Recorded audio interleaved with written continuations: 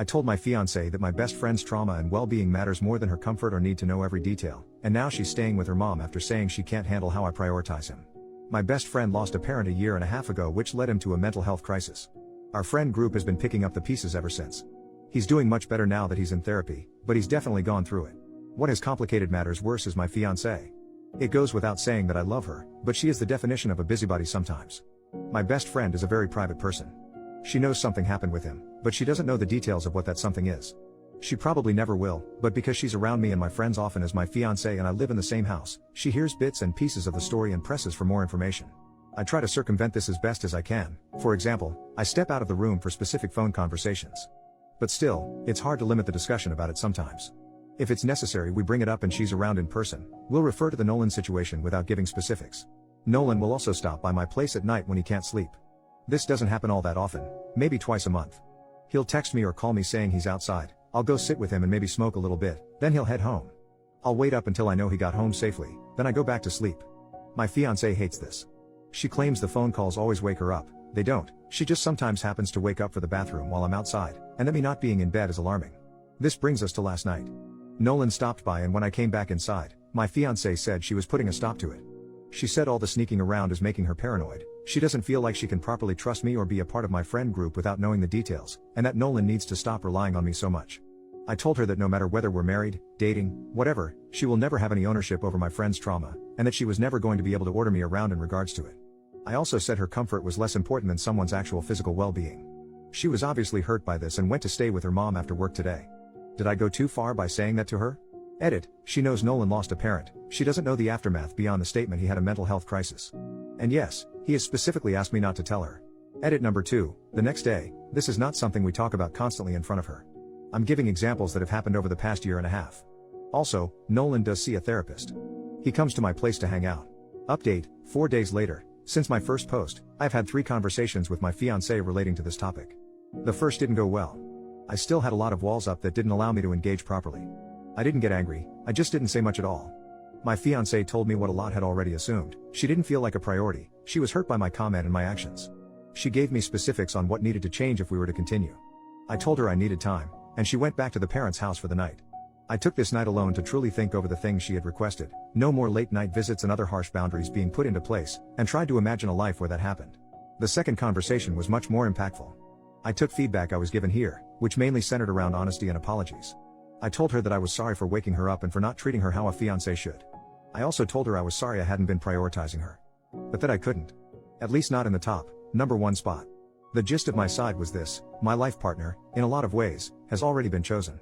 It might change in the future, but as of right now, my friendship is the most important relationship in my life.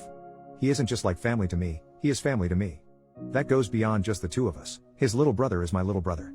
My mom and dad have all but officially adopted them into our family and vice versa. Our lives are intrinsically enmeshed and have been since we were 15. I had been doing a disservice to her by pretending that I could put anyone else over this familial unit that has already been built. This conversation was difficult for us both. We cried together, we attempted to compromise, but the truth of it all boiled down to if he needs me, or even just wants me, I'm going to do everything reasonably in my power to be there for him. We again took the night for ourselves to process. And that leads us to the final conversation, which was about our future. She told me she had known the end was coming and had begun to accept it long before our conversation. I agreed. We're also planning a move Jess out party between just us two where we try to have fun with it and reconnect as friends. She told me, in customary breakup fashion, that she's going to cut bangs in my bathroom at some point during this planned night. So, was I the jerk for saying that my friend's trauma was more important than her comfort? Yeah. I totally was. Not only because it was harsh, but because I didn't say it sooner so she could make an informed decision about whether it was a life she wanted or not. Now she gets that. I feel gracious and humbled by her forgiveness and understanding, and thankful to commenters who provided insight. Edit to add, no, I'm not planning any more romantic relationships for a while. 2. My number 1 priority is Nolan, not my entire family. He and I are the familial unit I referred to. Relevant comments. Responding to those who tell him he needs to set boundaries with Nolan for both of their healths. OP, I'm genuinely fascinated by this point of view. We do have other friends and boundaries with one another. 2 people choosing to share their lives together and not actively pursuing romantic relationships doesn't automatically lean towards something unhealthy. At least from my perspective. I think it's all just about how people want to live their lives and different priorities. But I seem to be in the minority here. There is only so much about my friendship with him I can include here, and this update post was largely centered around what happened with my ex-fiancée. Why would I list boundaries I have with my friend that are unrelated to this single conflict I posted about? In my eyes, he didn't sabotage anything. I chose my priorities, they were out of line with what was required for a romantic relationship, and I'm now out of that relationship. The value of said relationship is relative. I hope Jess and I remain close friends, but I feel relieved to be rid of extra pressures when I wanted to live my life one way and she wanted something else. I do have a therapist. He does not trauma dump on me. We talk like normal people do. He sees a therapist regularly. I've known him since we were 15, we're 25 now. Commenter number 2, dude, why get engaged in the first place? OP, the engagement was a spur of the moment event when I had been drinking. I wouldn't say it's something I regret because I think both she and I knew it wasn't a marriage is right around the corner, let's start planning now situation. I mostly just regret not having an honest conversation with her up front about the different places people took up in my life. That was a huge mistake on my end. Commenter number 3, are you attracted to Nolan? OP, reflecting on how we first met, it was basically just me trying to manifest an excuse to talk to the cool tall boy I saw, and then I actually got that excuse and invited him over to my house during our first conversation. So, I certainly think he is nice to look at and particularly nice to spend time with. I don't typically think that hard about my interactions with most men other than him. OP then makes a comment on moving forward. I'm just letting things happen as they happen at this point. If he and I do move back in together, though, I think I'm going to just start telling people we're together no matter what, if he's comfortable with it, of course. There's too many people who don't get that I do not want a romantic relationship in any shape or form going forward, outside of this, and if this whole thing has taught me anything, it's that I don't want to be stuck answering questions about it my entire life. Lol. OP when asked about his ex-fiancée, she's the one that suggested we remain friends. I came into things wanting to be completely honest. Other than that, the ball was in her court. If she wanted to forgive me, never see me again, whatever. That was purely up to her. Will it continue on past her moving out? I don't know. But I do know I'm very glad we're not ending on a totally sour note. One more thought from OP, as I said in other comments, I think I worded the original post wrong because people are assuming I put him on the same level as my parents or siblings and that isn't the case.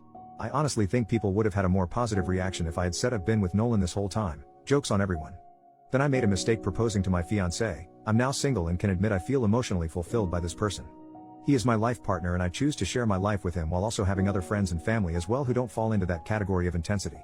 Because half of the responses are that's so weird. You have to be screwing with the person you put number one in your life. He and I have spoken and are in agreement. He's asked me to come to one of his therapy sessions so we can further discuss and I finally agreed and we set a date to make that happen. Most of the comments on the post I made on my own page, which has since been deleted, were we don't care about Nolan, we just want to make sure your fiancée is good. But now that I've affirmed that she's okay, we're going our separate ways, it's the opposite. I don't know. The update was focused on her for a reason. Edit, OP had a few deleted comments that I did not include here because I could not tell if he was trying to troll the people who were asking questions or not. But, because some questions have come up a few times in this Baru post, here is one of his deleted comments. Someone asks a very stereotypical intimate life question about him and Nolan. OP says, I've got metaphorical leash holder in my bio for a reason.